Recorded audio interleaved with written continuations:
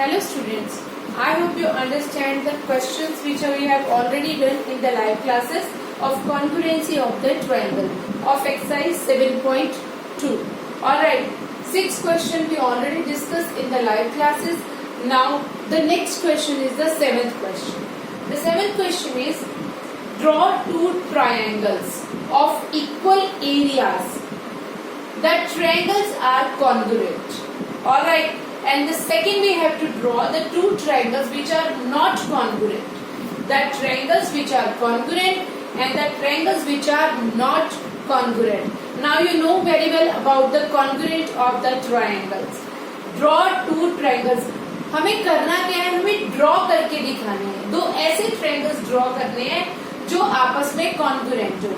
अब कौन से ट्रायंगल कॉन्ग्रुएंट होते हैं? जिनके सारे पार्ट्स इक्वल होते हैं. तो अगर हम दो ऐसे ट्रायंगल कॉन्ग्रुएंट कर रहे हैं, so how we write the solution? हम दो ट्रायंगल्स ले लेते हैं. Let us suppose triangle A B C is congruent to triangle P Q R. ये हम ले रहे हैं. Triangle A B C is congruent to triangle P Q R. हमने दो ट्रायंगल्स लेने हैं, दोनों कॉन्ग्रुएंट लेने हैं. कॉन्ग्रुएंट का मतलब उनके सारे पार्ट्स इक्वल होने चाहिए. यानी यहाँ पे हमारे पास सबसे पहले पॉइंट लिखते हैं. A point is correspondence with which point? P point. B is correspondence with Q. C is in correspondence with R. ऐसे आपने सारे पॉइंट्स की कॉरेस्पॉन्डेंस लिखनी है. अब लिखना है कौन सी साइड्स इक्वल होंगी, कौन से एंगल्स इक्वल होंगे. Now angle A is equal to angle P. Angle B is equal to angle Q. Angle C is equal to angle R. ये इस तरीके से आपने इसके सारे पार्ट्स को पहले इक्वल लिखना है, बिकॉज आप ये मान के चल रहे हो. ऑलराइट, सो हमने ये मान लिया कि दो ट्रायंगल्स कॉन्ग्रुएंट है. हम इसको ड्रॉ करके दिखाएंगे, बट कॉरेस्पॉन्डेंस और इक्वल हमने पहले सबका लिखना है. After that sides, the side A B is equal to A B PQ. Next, side BC is equal to QR and the side AC is equal to PR. इस तरह से हम इसके सारे पार्ट्स को पहले कॉन्ग्रुएंट बताएंगे, कॉरेस्पॉन्डिंग में इनके पॉइंट्स बताने हैं, एंगल्स इक्वल बताने हैं, साइड्स इक्वल बताने हैं. आफ्टर दैट हम ये ड्रॉ करके दिखाएंगे. अब हम दो ट्रायंगल्स ड्रॉ करके दिखाएंगे जो एग्जैक्टली जिनके सारे पार्ट्स इक्वल होंगे. Now you have to draw with the help of the scale and the pencil that two triangles of equal length. इनके सारी लेंथ्स वगैरह आपने सब इक्वल लेनी है. ऑलराइट, इन ट्रायंगल्स की value draw with the help of scale and the pencil. They both are identical. Start करते हैं. A B C P Q R. अब आप देखो आपके कौन से पॉइंट्स कॉरेस्पॉन्ड में थे? A P K. A is correspond with P, B is correspond with Q and C is correspond with R. Alright, angle A is equal to angle P. आपने represent करना है डायग्राम से. Angle A को 1 arc से, angle P को 1 arc से. Alright, after that angle B is equal to angle Q. Angle B इसको 2 arc से रिप्रेजेंट करा जो एंगल क्यू के इक्वलेंट है, क्योंकि हमें प्रेजेंटेशन एक डायग्राम के थ्रू बतानी है, तो डायग्राम में हम ऐसे रिप्रेजेंट करेंगे. After that angle C is equal to angle R. Angle C 1 2 and 3. Similarly angle R 1 2 and 3.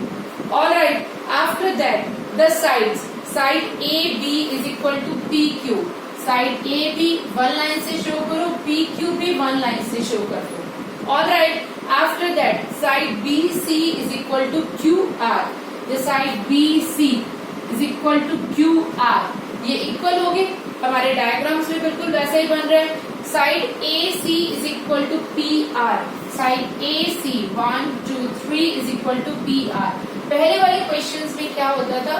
हमारे पास डायग्राम हमने बना हुआ है, हमने सिर्फ उसको देख के सारे पार्ट्स उसके कॉरेस्पॉन्डेंस के लिखने हैं. Now in this in question क्या हुआ?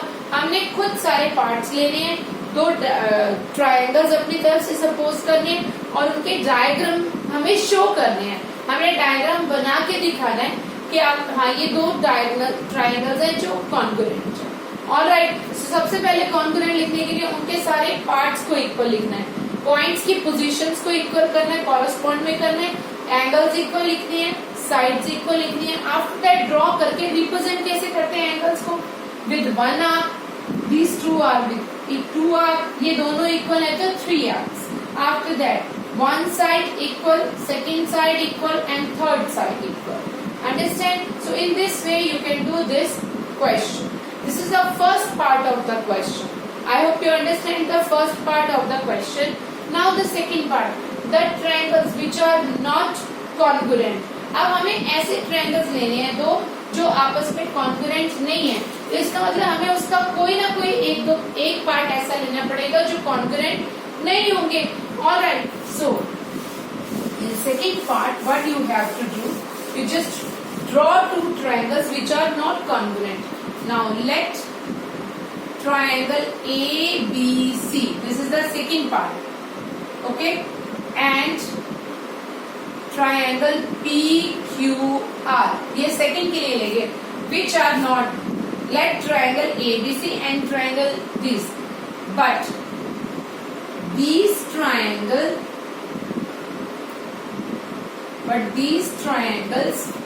are not congruent.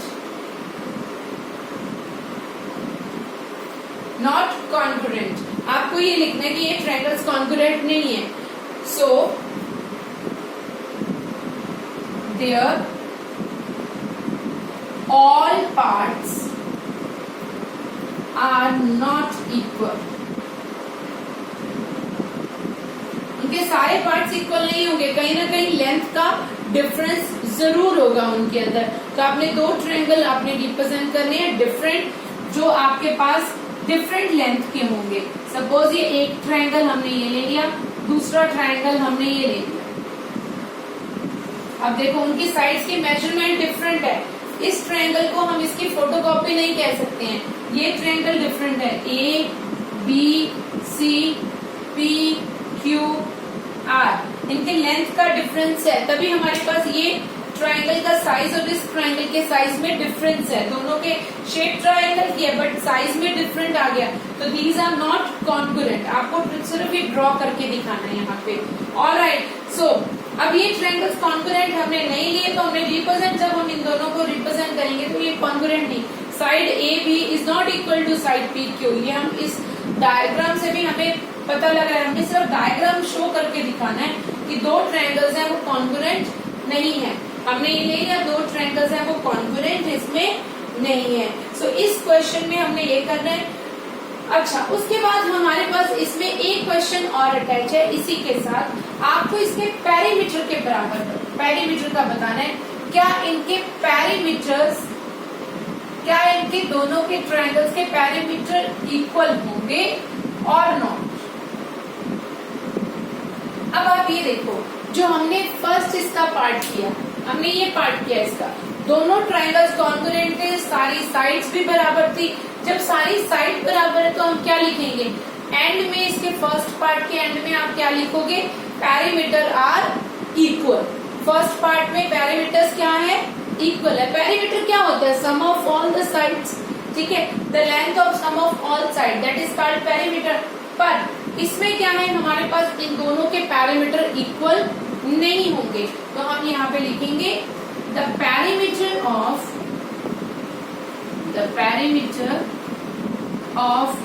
these triangles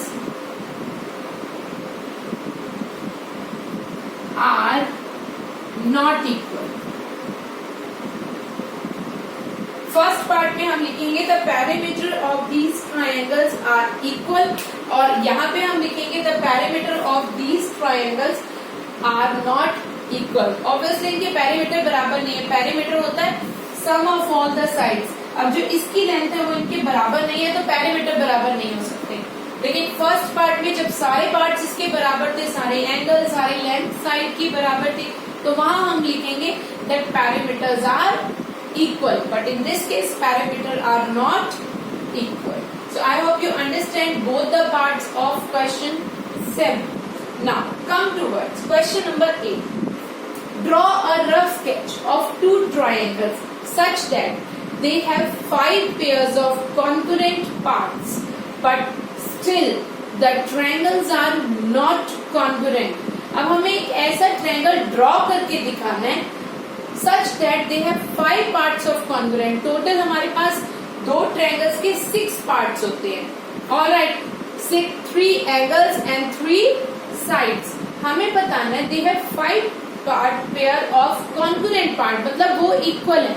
Alright, but still triangles are not congruent. So let us take two triangles first of all. Alright, इसका सॉल्यूशन में let triangle ABC and second triangle is and triangle PQR, और आप कोई और नाम भी ले सकते हो, whatever you want you can select the name. Okay, so ये हमने दो ट्रायंगल्स ले लिए. अब हम इनको ड्रॉ करके दिखाते हैं. सपोज मैंने ये दो ट्रायंगल्स ले लिए. This is A, B and C. P, Q and R.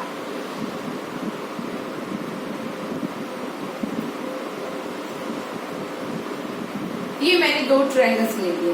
अब मैं इनके पार्ट्स जो कॉन्ग्रुएंट, हमें क्या करना है, हमें 5 पेयर्स ऑफ कॉन्ग्रुएंट पार्ट, हम इनके डायग्राम में 5 कॉन्ग्रुएंट पार्ट्स दिखाएंगे.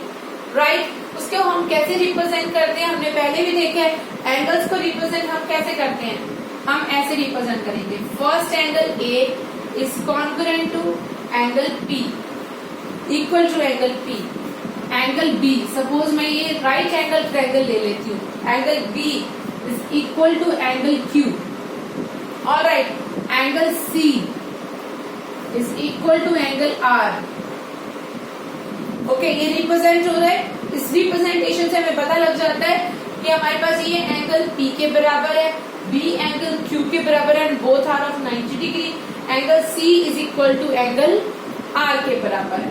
Okay, the side AB is equal to side PQ. Okay, the side BC is equal to side QR.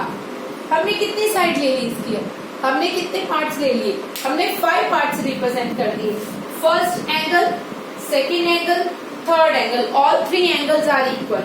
Okay, one side perpendicular, second side base, लेकिन हमने एक part इसका छोड़ दिया, that is H. This represent hypotenuse of this. ये हम कह रहे हैं ये डिफरेंट है, इसका हमने रिप्रेजेंट नहीं किया ना ये इक्वल. अगर हम ये इक्वल रिप्रेजेंट करते डायग्राम में तो यहाँ पे भी 3 लाइंस लेते, यहाँ भी 3 लाइंस लेते, लेकिन हमने ये नहीं लिया. इसका मतलब हमने ये पार्ट इसका डिफरेंट लिया. तो पहले हम इसके पार्ट्स लिखते हैं, उसके बाद आगे करते हैं. सो यहाँ से हमारे पास A पॉइंट किसके कॉरेस्पॉन्ड में आ रहा है, P पॉइंट के. The point B is in correspondence with Q. The point C is in correspondence with R. आपको यहाँ पे सिमेट्री में सारे पॉइंट्स देखने हैं. After that angle A is equal to angle P, angle B is equal to angle Q, angle C is equal to angle R. Alright, हमने दो triangles लिए थे, उनके एंगल्स हमने बराबर लिख लिए. अब बात करते हैं साइड्स की. AB side is equal to PQ side. The next is BC side is equal to QR side.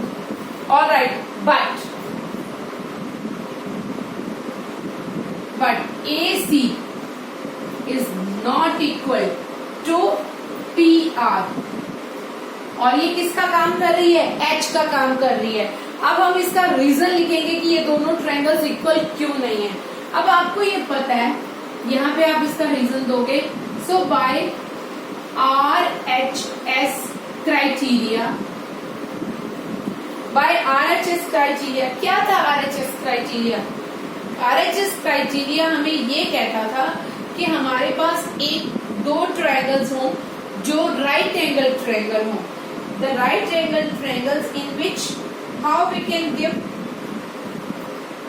In right angle triangle क्या क्राइटेरिया फॉलो होना था. RHS का मतलब क्या था, R का मतलब राइट एंगल, H का मतलब हाइपोटेन्यूज और S का मतलब कोई भी एक साइड। तो अगर हमें दो राइट एंगल ट्रायंगल को कॉन्ग्रुएंट लाना है तो हमें क्या करना पड़ता था, हमें सबसे पहली चीज ये देखनी थी कि दोनों में एक 90 का एंगल है, यानी ये राइट एंगल ट्रायंगल है। सेकेंडली दोनों का H इक्वल होना जरूरी है। एंड थर्ड वन इज दोनों की वन साइड आइदर परपेंडिकुलर और बेस इक्वल होना जरूरी है। अब RHS में राइट एंगल ट्रायंगल तो है, देखो ये राइट एंगल ट्रायंगल है बाय RHS क्राइटेरिया। RHS अगर हम क्राइटेरिया यहाँ लिखे by RHS right angle triangle, angle B is equal to angle Q is equal to 90। One criteria complete. आपने क्राइटेरिया हमेशा अकॉर्डिंग टू नेम लिखना है। पहले R है तो पहले राइट एंगल ट्रायंगल, फिर H है तो H, साइड है तो साइड। H का मतलब हमारे पास कौन सा हो गया, AC which is not equal to PR। Okay, third है साइड। अब साइड आप कोई भी ले सकते हो, आप बेस की बात भी कर सकते हो, आप परपेंडिकुलर की बात भी कर सकते हो। यहाँ पे हम बेस की बात कर लेते हैं, BC is equal to this side is equal to QR। Okay, ये क्राइटेरिया होना चाहिए था बाय RHS क्राइटेरिया। अब इस क्राइटेरिया के अंदर क्या था, राइट एंगल ट्रायंगल, हाइपोटेन्यूज और साइड, यानी बेस ले लो या परपेंडिकुलर। आपके पास ये क्राइटेरिया अगर कंप्लीट होता बाय RHS क्राइटेरिया, ये ट्रायंगल्स कॉन्ग्रुएंट होते अगर ये इक्वल होता, बट ये इक्वल नहीं है। So by RHS criteria the conditions are not satisfied, therefore these triangles are not congruent. Alright, so end में हम क्या लिखेंगे, हम सारा कंपेयर कर देंगे, उसके बाद यहाँ पे लिखेंगे by RHS criteria,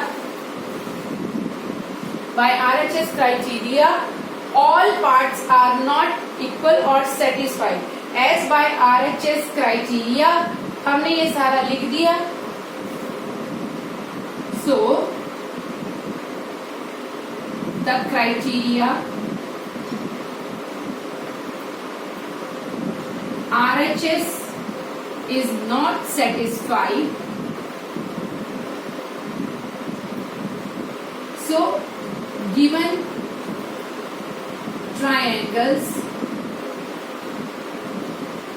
are not congruent. Alright, so अब हमने करना क्या है, हमने ये लिख के बताना है, क्योंकि हमारे क्वेश्चन की कंडीशन ही ऐसी थी।